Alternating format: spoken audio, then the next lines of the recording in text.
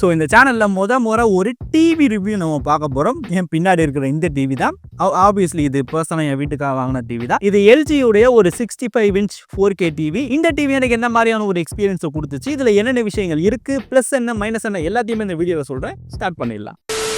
Okay, first TV வாங்க போகிறோம் அப்படின்ற ஒரு மைண்ட் வந்தோடனே நான் வாங்குவோன்னு நினச்சது சோனி டிவி தான். ஸோ ஷோரூம் போய் பார்க்குறப்ப சோனின்னு தான் போய் பார்த்தேன். ஆனால் அந்த இடத்துல எல்ஜியை இதையும் கம்பேர் பண்ணி பார்க்கும்போது எல்ஜியில் நிறையவே ஃபீச்சர்ஸ் வந்து நம்ம அடிக்கடி யூஸ் பண்ணுற நிறைய ஃபீச்சர்ஸ் நல்லா கொடுத்துருந்தாங்க. அதில் எக்ஸாம்பிள் பார்த்தீங்கன்னா ஃபர்ஸ்ட்டு இந்த ஒரு ரிமோட், இது வந்து எல்ஜியோடைய மேஜிக் ரிமோட் அப்படின்னு சொல்லுவாங்க. யூஸ்வலாக டிவி ரிமோட் வச்சு நம்ம நேவிகேட் பண்ணுறப்ப பட்டன் நமக்கு தான் நேவிகேட் பண்ணுவோம். அது வந்து எனக்கு பர்சனலாக கஷ்டமாக இருந்திருக்கு, நான் தனியாக வெளியே யூஸ் பண்ணி பார்த்தப்பலாம். ஆனால் இந்த மேஜிக் ரிமோட்டில் பார்த்தீங்கன்னா உங்களுக்கு டிவியில் ஒரு கர்சர் மாதிரி வந்துடும். ஸோ நீங்கள் இதை மூவ் பண்ண உங்களுக்கு கர்சர் வந்து டிவியில் மூவ் ஆகிட்டே இருக்கும். அதை வச்சு நீங்கள் நேவிகேட் பண்ணிக்கலாம். ஸோ நேவிகேஷன் ரொம்ப ஈஸி. அது போக இங்கே ஒரு ஸ்க்ரோல் வீலே கொடுத்துருக்காங்க மக்களே. நீங்கள் அதை வச்சு ஈஸியாக ஸ்க்ரால் பண்ணிக்கலாம். ஈவன் நீங்கள் சேனல் மாற்ற நினச்சா கூட இந்த ஸ்க்ரோல் வீலை யூஸ் பண்ணி சேனல் மாற்றிக்கலாம். ரொம்ப ஈஸியாக இருக்குது. இதை தவிர்த்து இன்னொரு விஷயம் என்னன்னு பார்த்தீங்கன்னா, இப்போ டிவின்னு வரப்போ அதில் தனியாக ஆக்சசரிஸ் கனெக்ட் பண்ணுவோம். எக்ஸாம்பிள் லைக் சேட்டலைட் செட்டப் பாக்ஸாக இருக்கட்டும், இல்லை ஸ்பீக்கர்ஸாக இருக்கட்டும், இந்த மாதிரி நிறைய ஆக்சசரிஸ் கனெக்ட் பண்ணுவோம். அப்படி கனெக்ட் பண்ணுற ஆக்சசரிஸையும் இந்த ஒரே டிவி ரிமோட்டில் உங்களால் செட் பண்ணி வச்சுக்கணும். இப்போ எக்ஸாம்பிளுக்கு சேட்டலைட் டிவி நான் கனெக்ட் பண்ணியிருக்கேன். அதுக்கு வந்து இந்த மாதிரி தனியாக ஒரு ரிமோட் கொடுப்பாங்க. இதை வச்சு நீங்கள் சேட்டலைட் டிவி யூஸ் பண்ணுற மாதிரி இருக்கும். பட் இந்த டிவியில் நான் அந்த செட்டப் பாக்ஸ் கனெக்ட் பண்ண உடனே இந்த ரிமோட்டோட செட்டப் பண்ணுமா அப்படின்ற மாதிரி ஒரு ஆப்ஷன் காமிச்சிடும். அதை நான் கொடுத்துட்டேன் அப்படின்னா அதை நீங்கள் செட்டப் பண்ணி வச்சுக்கலாம். இதே ஈவன் ஸ்பீக்கர்ஸ் நீங்கள் கனெக்ட் பண்ணால் கூட HDMI ARC ஸ்பீக்கர்ஸ் கனெக்ட் பண்ணுறப்ப அதையும் இந்த ரிமோட்டோட நீங்கள் பேர் பண்ணி வச்சுக்கலாம். ஸோ இந்த ஒரே ஒரு ரிமோட் போதும். நீங்கள் சேட்டலைட் கனெக்ஷனாக இருந்தாலும் சரி, நார்மல் டிவி ஆப்ஷனாக இருந்தாலும் சரி, ஸ்பீக்கராக இருந்தாலும் சரி, கண்ட்ரோல் பண்ணிக்கலாம். ரொம்ப வசதியாக இருக்குது. ஸோ இது எல்லாமே பார்த்தீங்கன்னா சோனியை விட எனக்கு எல்ஜியில் பெட்டராக தெரிஞ்சு. தென் அடுத்தது பார்த்தீங்கன்னா வாரண்டி.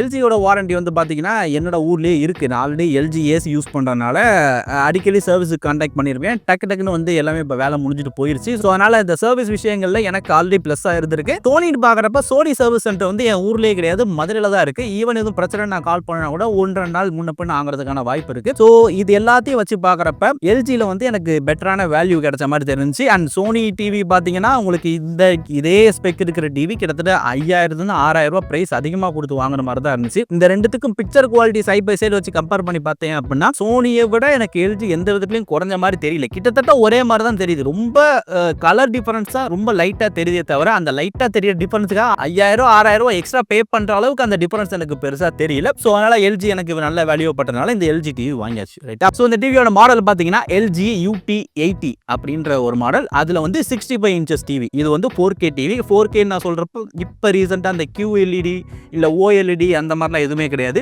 நார்மலான அந்த LCD பேனல் மாடல் தான். இதுலேயே உங்களுக்கு QLED மாடலும் இருக்குது. அது ரேட்டு கூட அது எனக்கு வேண்டாம், அதனால் நான் நார்மலே வாங்கிட்டேன். சொல்லப்போனால் இது என் வீட்டில் வாங்குற ஒரு ஸ்மார்ட் டிவி அப்படின்றனால எனக்கு நார்மலான உள்ள டிவியை நான் வாங்கிட்டேன். 65 இன்ச்சு கொஞ்சம் நல்லா பெரிய டிவியாக தான் இருக்குது. ஸோ இதோட பிக்சர் குவாலிட்டி பார்த்தீங்கன்னா வேறு லெவலில் இருக்குது மக்களே. நான் அந்த பிராண்டாக போகணும்னு நினச்ச ஒரு காரணமே இந்த பிக்சர் குவாலிட்டி, இது டிஸ்பிளே குவாலிட்டி தான். இதில் வந்து 65 இன்ச் டிஸ்பிளே 4K டிவி அப்படின்றனால இத்தனை வருஷமாக டிவியை யூஸ் பண்ணதுனால எனக்கு இதில் பார்க்குறதுக்கு பயங்கரமாக இருக்குது இதோட குவாலிட்டி எல்லாமே. ப்ளஸ் இதில் SDR சப்போர்ட்டும் இருக்குது. நீங்கள் ஸ்ட்ரீமிங் கண்டென்ட்லாம் நீங்கள் பார்க்குறீங்க அப்படின்னா அது SDR கண்டென்ட் சப்போர்ட் பண்ணுச்சுன்னா அதோட குவாலிட்டி இங்கே தனியாகவே தெரியுது. தென் நிறையவே பிக்சர் மோட்ஸ் எல்லாமே இந்த டிவியில் தனித்தனியாக கொடுத்துருக்காங்க. அது நான் கிமிக்குன்னு தான் நினச்சேன். பட் நீங்கள் ஒரு படம் பார்க்குறப்ப அந்த பிக்சர் மோடை மாற்றி பார்த்தீங்கன்னா ஒன்னொன்னும் ஒரு மூட் செட் பண்ணுற மாதிரி இருக்குது. நல்லா இருக்குது. நீங்கள் அதை ஏதாவது மூவி பார்க்குறீங்க அப்படின்னா அந்த மோடை யூஸ் பண்ணி நீங்கள் பாருங்கள். உங்களுக்கு அது இன்னும் நல்ல ஒரு எக்ஸ்பீரியன்ஸை கொடுக்கும். ரைட்டா? பிக்சர் குவாலிட்டியில் வந்து எனக்கு எந்த குறையும் சொல்கிற மாதிரி இல்லை. நீங்கள் அந்த அளவுக்கு குவாலிட்டியான கண்டென்ட் பார்க்குறீங்க அப்படின்னா உங்களுக்கு இது அட்டகாசமாக பண்ணி கொடுத்துருது.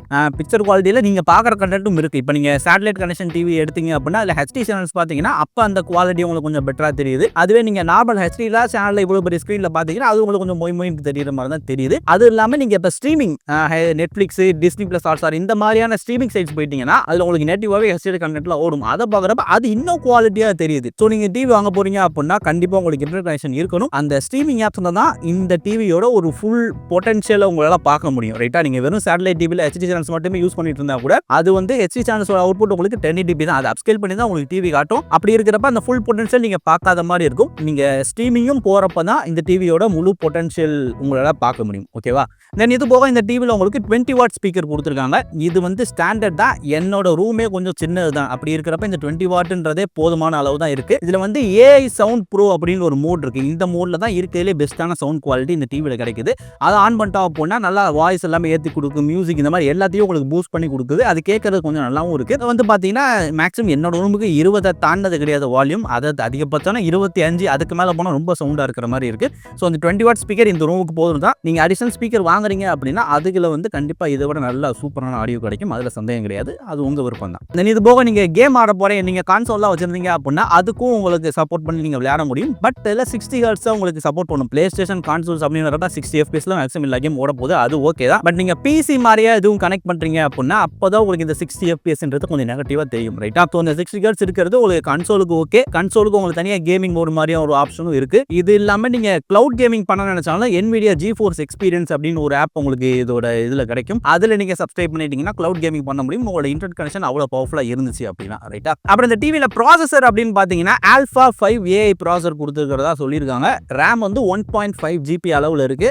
இன்டர்னல் ஸ்டோரேஜ் வந்து பார்த்தீங்கன்னா 7.65 GB இருக்கு. அதாவது 8 GB கணக்கில் இருக்கு. இவ்வளோதான் உங்களுக்கு ஸ்டோரேஜ். இதை வச்சு உங்களால் கேம்ஸ் எல்லாம் ஆடுறதுக்குலாம் இது செட் ஆகாது. நீங்கள் ஸ்ட்ரீமிங் ஆப்ஸ் எல்லாத்தையும் டவுன்லோட் பண்ணி எல்லாத்தையும் யூஸ் பண்ணிக்கலாம். அதில் பிரச்சனை கிடையாது. ரைட்டா? இது போக பார்த்தீங்கன்னா உங்களுக்கு கூகுள் குரோம்காஸ்ட் சப்போர்ட் பில்டின்னா வந்துடும். ஆப்பிள் ஏர்பிளே சப்போர்ட் உங்களுக்கு வந்துடும். ஸோ நீங்கள் ஆண்ட்ராய்டு வச்சிருந்தாலும் சரி, ஐஃபோன் வச்சிருந்தாலும் சரி, ஈஸியாக உங்களால் கேஷ் பண்ணிக்க முடியும். ஐஃபோனுக்குலாம் இவ்வளோ ஈஸியாக கேஷ் பண்ண முடியுன்றது எனக்கே ஆச்சரியமாக இருக்குது. நீங்கள் கேஷ்னு ஒரு பட்டன் இருக்குது, அதை கனெக்ட்னு கொடுத்துட்டே அப்படின்னாலே எனக்கு டிவி வந்துடும். அதை கிளிக் பண்ணிட்டேன்னா இன்ஸ்டன்ட்டாக என்னால் அந்த கேஸ்டிங் பண்ண முடியும். அதுவுமே ரொம்ப ஸ்மூத்தாக பண்ணியிருக்காங்க. நல்ல விஷயம். இது இல்லாமல் LG ThinkQ அப்படின்ற ஒரு ஆப் இருக்குது. அந்த ஆப்பில் நீங்கள் அக்கௌண்ட் கிரியேட் பண்ணி உங்கள் டிவியோட கனெக்ட் பண்ணிட்டீங்க அப்படின்னா உங்கள் ஃபோனையும் ஒரு ரிமோட்டாக யூஸ் பண்ணிக்கலாம். தென் இந்த ரிமோட்டில் சொல்ல மறந்த விஷயம் என்னன்னா, இது IR ரிமோட் கிடையாது. உங்களுக்கு முன்னாடி IRல எதுவுமே கிடையாது. இது ப்ளூடூத்தில் கனெக்ட் ஆயிருக்க ஒரு ரிமோட். ஸோ நீங்கள் டிவியை பார்த்து தான் நீங்கள் யூஸ் பண்ணணும்னு கிடையாது. இப்போ நான் உங்களை பார்த்து யூஸ் பண்ணிட்டு இருக்கேன்னா, இப்போ நான் மூவ் பண்ணாலே இப்போ ஒரு நிமிஷம் இப்போ நெட்ஃப்ளிக்ஸ் எனக்கு கிளிக் பண்ணேன்னா ஆட்டோமேட்டிக்காக எனக்கு பின்னாடி நெட்ஃப்ளிக்ஸ் ஓப்பன் ஆயிடும். ஓப்பன் ஆயிடுச்சா? இந்த ஓப்பன் ஆயிடுச்சு பார்த்தீங்களா? ஸோ இந்த மாதிரி உங்களால் டிவியை பாயிண்ட் பண்ணாமலே உங்களால் அந்த ரிமோட்டை யூஸ் பண்ண முடியும். அதனாலேயே உங்களால் இந்த ஆப்பில் கனெக்ட் பண்ணிட்டீங்கன்னா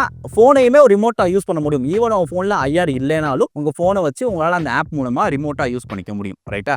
தென் இந்த டிவியோட சாஃப்ட்வேர் வந்தோம் அப்படின்னா இது webOSல ரன் ஆகிட்டு இருக்கு. இந்த webOSன்றது இந்த டிவிக்கு ஒரு முக்கியமான ப்ளஸ் அப்படின்னு சொல்லலாம். இந்த டிவி வாங்குறதுக்கு முன்னாடி webOS ஒரு நல்ல எக்ஸ்பீரியன்ஸ் கொடுக்கும் டிவியில் அப்படின்னு தான் கேள்விப்பட்டிருக்கேன். அதை வச்சு தான் வாங்கினேன். வாங்கிட்டு ஃபர்ஸ்ட் டிவியை பூட் பண்ண உடனே பார்த்தீங்கன்னா எக்கச்சக்கமான சஜஷன்ஸ் டிவியில் வருது. என்னடா அது இவ்வளோ விளம்பரம் வருதுடா, கசகசன் இருக்கடா அப்படின்னு தோணுச்சு. அதுக்கப்புறம் டிவியை உள்ளே போய் நோண்டி பார்த்து அந்த சஜஷன்லாம் ஆஃப் பண்ணதுக்கப்புறம் இந்த மாதிரி கொஞ்சம் க்ளீனாக இருக்குது, கொஞ்சம் நல்லாவே க்ளீனாக இருக்குது அப்படின்னு சொல்லலாம். இதில் வந்து உங்களுக்கு ஹோம் ஸ்க்ரீனில் பார்த்தீங்கன்னா இதுதான் உங்களுக்கு ஹோம் ஸ்க்ரீன். நீங்கள் இன்ஸ்டால் பண்ண ஆப்ஸ் எல்லாமே உங்களுக்கு கீழே கட்டமாக பாக்ஸாக இருக்கும். இதை இன்னும் கொஞ்சம் பெருசாக கொடுத்துருக்கணும் எனக்கு தோணுது. பட் இங்கே இப்படி தான் இருக்குது. நீங்கள் சேட்டலைட் டிவி கனெக்ட் பண்ணியிருந்தீங்க அப்படின்னா நீங்கள் பார்த்துட்டு இருக்கிற ஆப்ஸுக்கு கீழேயே உங்களுக்கு அந்த சேட்டலைட் டிவி யூஸ் பண்ணுற ஆப்ஷன் இருக்கும். நீங்கள் அதை செலக்ட் பண்ணிட்டீங்கன்னா டேரெக்டாக உங்களுக்கு நீங்கள் கனெக்ட் பண்ணியிருக்க டிஷ்ஷுக்கு அது கனெக்ட் ஆயிரும். நீங்கள் ஈஸியாக போய்க்கலாம். ஜென்ரலாக இது வந்து இன்புட்ன்ற பட்டன் நமக்கு நீங்கள் HDMI மாற்றி செலக்ட் பண்ணுற மாதிரி இருக்கும். இங்கே இந்த OSல அது பக்கத்தே கொடுத்தது வந்து ரொம்ப வசதியாக இருக்குது அப்படின்னு சொல்லலாம். அதே மாதிரி இந்த ஆப்போட UIயும் நல்லா பண்ணியிருக்காங்க. கொஞ்சம் ஈஸியாக ஆக்சஸ் பண்ணுற மாதிரி தான் இருக்குது. ரொம்ப கசகசன்னு இல்லை. சில ஆப்ஷன்ஸும் ரொம்ப செட்டிங்ஸில் போய் உள்ள வச்சு தெரிஞ்ச மாதிரி இருக்குது. சில ஆப்ஷன்ஸ் எல்லாம் வெளியே இருக்கிற மாதிரி தான் இருக்குது. கொஞ்சம் நல்லா பண்ணியிருக்காங்க அப்படின்னு தான் எனக்கு தோணுது.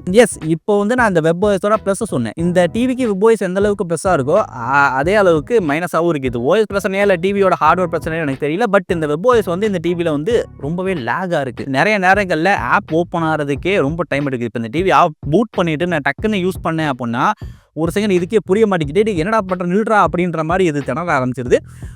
ஒரு நிமிஷம் கழிச்சு யூஸ் பண்ணுறப்ப ஒரு நார்மலாக இருக்குது. இது கூட ஒரு மேட்டர்னு வச்சுக்கோங்க. ஏன்னா ஈவன் நம்ம ஃபோனை ரீபூட் பண்ணி நம்ம டக்கு யூஸ் பண்ணாலே அதுவே கொஞ்சம் திணறும். அப்படி இருக்கிறப்ப டிவிக்கு இது ஓகே தான்.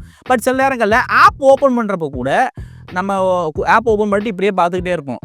நமக்கே தோண ஆரம்பிச்சிடும், என்னடா இவ்வளோ நேரம் எடுக்கிறியடா அப்படின்ற மாதிரி தோண ஆரம்பிச்சிடும். அந்த அளவுக்கு ஸ்லோவாக ஓப்பன் ஆகுது நிறைய நேரங்களில். அது வந்து இந்த டிவியோட எக்ஸ்பீரியன்ஸை மொத்தமாக ஸ்பாயில் பண்ணுது. இதுக்கு வந்து இன்னொரு காரணம்னு பார்த்தோம்னா நம்ம சைக்காலஜிக்கல் ரீசன் அப்படின்னு சொல்லலாம். ஏன்னா இப்போ நம்ம யூஸ் பண்ணிட்டு இருக்கிற ஃபோன்லாம் பார்த்தீங்கன்னா செம்ம ஸ்மூத்து, செம்ம ஃப்ளூயிட் ஆயிடுச்சு. அதை யூஸ் பண்ணிட்டு டக்குன்னு இந்த மாதிரி ஒரு டிவிக்கு வர்றப்ப அது ரொம்ப ஸ்லோவாக லேகியாக ஃபீல் ஆகுது. ஓகேவா? இதை வந்து டிவி ஹார்ட்வேர் இம்ப்ரூவ் பண்ணணும், webOS ஆப்டிமைசேஷன் இன்னும் நல்லா இருந்தால் நல்லா இருக்கும்னு எனக்கு தோணுது. ஓகேவா? இந்த டிவியோட ஒரு மிகப்பெரிய மைனஸ் இதுதான். ப்ளஸும் இது தான் வச்சுக்கலாம். ஓகேவா? அப்புறம் கனெக்டிவிட்டி போர்ட் அப்படின்னு பார்த்தீங்கன்னா இங்கே 3 HDMI போர்ட் இருக்கு, HDMI ARC சப்போர்ட்டும் இருக்கு. அது போக 2 USB போர்ட் கொடுத்துருக்காங்க. டைப் சி இல்லை, வழக்கமாக டிவியில் டைப் சி வராதுன்னு தான் நினைக்கிறேன். அது இருந்தால் கொஞ்சம் பெட்டராக இருந்திருக்குமோ அப்படின்னு எனக்கு தோணுது. இது போக ஈத்தர்நெட் போர்ட் இருக்கு, நீங்கள் கேபிள் கனெக்ட் பண்ணுற அந்த போர்ட் கொடுத்துருக்காங்க. அப்புறம் ப்ளூடூத் 5.2 சப்போர்ட் இருக்கு. ஸோ நீங்கள் ஹெட்ஃபோன், ஸ்பீக்கர்ஸ் மாதிரியான விஷயங்கள் ப்ளூடூத்லையும் கனெக்ட் பண்ணிக்கலாம். இது போக வாரண்டி அப்படின்னு பார்த்தீங்கன்னா டிவிக்குள்ள உள்ள காம்போனன்ட்ஸ்க்கு 1 இயர் வாரண்டியா, டிவி டிஸ்பிளேக்கு 2 வருஷம் வாரண்டி அப்படின்னு சொன்னாங்க. அடிஷ்னல் வாரண்டி போடக்கூடிய ஆப்ஷன்ஸும் இருக்கு. இருக்கு. அது என்கிட்ட சொன்னப்போ என்ன சொன்னாங்கன்னா கிட்டத்தட்ட 13,000 ரூபாய் கிட்ட கேட்டாங்க. டிஃபால்ட்டாக இருக்கிற வாரண்டி. அதுக்கு அடுத்து இன்னும் ஒரு 3 வருஷத்துக்கு கிட்டத்தட்ட 13,000 ரூபாய் கிட்ட சொன்னாங்க. அப்படி கட்டணும்னா என்ன பிரச்சனைனாலும் அவங்களே பார்த்து கொடுத்துட்ற மாதிரி சொன்னாங்க. மேபி அந்த வாரண்டி பீரியட் முடிஞ்சதுக்கப்புறம் பிரச்சனை வந்துச்சு அப்படின்னா நிறைய செலவு பண்ண வேண்டிய இருக்குன்ற மாதிரி சொன்னாங்க. நான் அப்படி எதுவும் போடலை. இப்போதைக்கு அப்படித்தான் இருக்கு. ஏன்னா எல்ஜியில் அந்த அளவுக்கு எனக்கு பிரச்சனை வந்து இதில் 2 பொருள் யூஸ் பண்ணுறேன். ஸோ இதுலேயும் வராதுன்ற ஒரு நம்பிக்கையில் நான் அப்படியே விட்டுட்டேன். பட் உங்களுக்கு போடணும் அப்படின்னா நீங்கள் போட்டு யூஸ் பண்ணிக்கோங்க. ரைட்டா? ஸோ இந்த டிவியை வந்து நான் பார்த்தீங்கன்னா 76,000 ரூபா அப்படின்ற ப்ரைஸ்க்கு வாங்கினேன். லோக்கல் ஷோரூமில் தான் வாங்கினேன். நீங்கள் ஆன்லைனில் பார்த்தீங்கன்னா இதோட கம்மியாக கூட கிடைக்கும். எல்ஜியோட சைட்டில் பார்த்தீங்கன்னா 80,000 போட்டிருக்கான் இதே மாடல் டிவியை. பட் 76,000 ரூபா அப்படின்ற ப்ரைஸ்க்கு நான் வாங்கினேன். அண்ட் எஸ் ஆப்வியஸ்லி இதோட கம்மியான ப்ரைஸ்க்கு இதே அளவுக்கான டிவி QLED டிவி கூட நிறையவே கிடைக்கும். பட் எனக்கு வந்து அது பக்கம் போக விருப்பம் இல்லை. நம்ம போகிற எனக்கு இந்த பிராண்டட் டிவி வாங்கணுன்ட்டு ஒரு ஆர்வம். அதில் தான் இதை வாங்கினது. அதனால தான் இது வாங்கியிருக்கேன். ஈவன் இதோட கம்மியான ப்ரைஸ்க்கு இந்த அளவுக்கு டிவி இருந்தாலும் அந்த பிக்சர் குவாலிட்டி டிஸ்பிளேயோட குவாலிட்டி அப்படின்னு வர்றப்ப இது வந்து தனியாக எப்படியும் காமிச்சிருது. அங்கே ஷோரூம்லேயே நான் செக் பண்ணி பார்த்தப்ப எனக்கு அப்படி தான் தெரிஞ்சிச்சு. பிராண்டட் டிவிஸ்ன்றது சாம்சங், எல்ஜி, சோனி இந்த டிவிஸோட பிக்சர் குவாலிட்டின்றது எப்பயுமே தனியாக தான் தெரியுது. ஈவன் அதோட பெரிய டிவி கம்மியான ப்ரைஸ் கிடைச்சாலும் அதெல்லாம் இது பக்கத்தே வர முடியாத அளவுக்கு தான் டிஸ்பிளே குவாலிட்டி இருக்கு. ஸோ உங்களுக்கு பிக்சர் குவாலிட்டி ரொம்ப முக்கியம் அப்படின்னா பிராண்டட் டிவிஸ் போகிறது தான் பெட்டர். ஸோ அந்த விதத்தில் என்ன வந்து பிக்சர் குவாலிட்டி வைஸ் இந்த டிவி வந்து எனக்கு ரொம்பவே சாட்டிஸ்ஃபை பண்ணுச்சு. இந்த டிவி வந்து வால் மவுண்ட்ல தான் நான் மாட்டி வச்சிருக்கேன். நார்மல் ஸ்டாண்ட் மாதிரி ஆப்ஷனும் இருக்கு. நீங்க டிவி வாங்குறப்பே உங்களுக்கு ஃபோன் பண்ணுவாங்க, என்ன ஸ்டாண்ட் வேணும்னு கேட்பாங்க. நீங்க என்ன ஸ்டாண்ட் சொன்னீங்கன்னா அந்த ஸ்டாண்டை கொண்டு வந்து ஃபிக்ஸ் பண்ணி கொடுத்துருவாங்க. இப்போ வந்து இந்த ஸ்டாண்ட் போட்டிருக்கேன்னா இந்த வால் மவுண்ட் ஸ்டாண்ட்ல பாத்தீங்கன்னா டிவி வந்து உங்களுக்கு வேணுன்ற மாதிரி டில்ட் பண்ணி வச்சுக்கலாம். அப் டவுன் ரெண்டுமே கூட டில்ட் பண்ணி வச்சுக்கலாம். இந்த மாதிரி டில்ட்டிங் ஆப்ஷன்ஸ் கொடுத்துருக்காங்க. ஸோ அது கொஞ்சம் பார்க்க நல்லா இருந்துச்சு. ஸோ இது ஆல்ரெடி 76,000 ரூபாயா இப்பதான் முதல் டிவிக்குரிய செட்டப் எதுவுமே வீட்டில் இல்லை. அதுக்கு அந்த பின்னாடி அந்த ஃப்ரேமே செஞ்சு மாட்டிருக்கு. அதுக்கு ஒரு 18,000 ரூபாய். அது போக சேட்டலைட் கனெக்ஷன் புதுசாக எடுத்திருக்கு. கிட்டத்தட்ட 1 கிட்ட வந்துருச்சு. அதனால தான் அடிஷனல் வாரண்டி மாதிரியான விஷயங்கள் போறதுக்கு எனக்கும் விருப்பம் இல்லை. ஸோ இதான் மக்களே, இந்த டிவியில் ஒரே நெகட்டிவா இருக்கிறது அந்த webOS ரொம்ப லேக் ஆகிற ஒரு விஷயம் தான். இதை ஃபிக்ஸ் பண்ண முடியுமான்னு கேட்டால் முடியும். ஆனால் அது இன்னும் கொஞ்சம் எக்ஸ்பென்சிவான ஒரு மேட்டர். ஆப்பிள் டிவி பாக்ஸ் வாங்கிட்டீங்க அப்படின்னா ஆப்பிள் டிவியில் 4K பாக்ஸ் இருக்கு பார்த்தீங்களா, அதை வாங்கி ஃபிட் பண்ணிட்டீங்க அப்படின்னா அப்படியே வெண்ணெயை தடவன மாதிரி உங்களுக்கு இருக்கும். அந்த அளவுக்கு ஸ்மூத்தாக அந்த ஆப்பிள் டிவி யூஸ் பண்ண முடியும். ஏன்னா அதில் இருக்கிற ப்ராசஸர் அதெல்லாமே அந்த மாதிரி. அதுக்கு அதோட ரேட்டே கிட்டத்தட்ட ஒரு 15,000 ரூபா ஆயிரும். ஓகேவா? ஸோ அது ஒரு எக்ஸ்பென்சிவான ஆப்ஷன். நீங்கள் வேணும்னா அதை ட்ரை பண்ணி பார்க்கலாம். ரைட்டா? ஸோ ஈவன் நீங்கள் பழைய டிவி வச்சிருந்தீங்க அப்படின்னா கூட அந்த ஆப்பிள் டிவி பாக்ஸ் வாங்கி போட்டிங்கன்னா உங்களுக்கு அதுவும் ரொம்ப ஸ்மூத் ஆகி விடும். இது ஒரு ஆப்ஷன், வேணும்னா ட்ரை பண்ணி பாருங்க. ஓகேவா? ஸோ எஸ், இவ்வளோதான் இந்த டிவியோடைய இந்த டிவி எனக்கு கொடுத்த எக்ஸ்பீரியன்ஸ். ரொம்ப வேறுத்துக்கிட்டே தான் இருக்கு. ஏன்னா கீழே ஷூட் பண்ணுறதுனால ஏசி ஒன்றும் கிடையாது. ஃபேனில் அமர்த்தி போட்டு ஷூட் பண்ணிட்டு இருக்கேன். ஸோ அவ்வளோதான் மக்களே, இதான் இந்த வீடியோ. மேபி பெருசாக போயிருக்கலாம். எப்படி இருந்துச்சுன்னு கீழே கமெண்ட் பண்ணுங்க. இதே மாதிரி இன்னும் சூப்பரான வீடியோ கூட மீட் பண்ணேன். And then this is all from All Tech Tamil signing off.